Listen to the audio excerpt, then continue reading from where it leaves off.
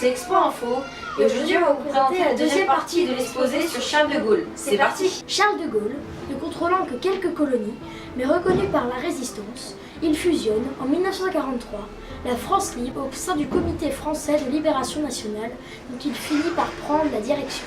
Il dirige le pays à la libération. Favorable à un exécutif fort, il s'oppose au projet parlementaire des partis et démissionne en 1946. Il fonde le Rassemblement du peuple français, RPF, mais son refus de tout compromis avec le régime des partis l'isole dans une traversée du désert à l'écart de toute responsabilité.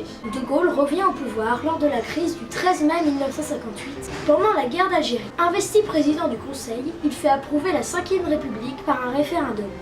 Élu président de la République, il veut une politique de grandeur de la France. Il affermit les institutions, la monnaie, le nouveau franc, et donne un rôle de troisième voie économique à un État planificateur et modernisateur de l'industrie.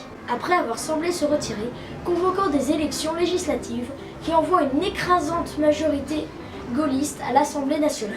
Mais, en 1969, il engage son mandat sur un référendum sur la réforme du Sénat et de la régionalisation et démissionne après la victoire du non. Il se retire dans sa propriété de Colombey-les-Deux-Églises où il y meurt 18 mois plus tard. Voilà, c'est tout pour cet exposé sur Charles de Gaulle.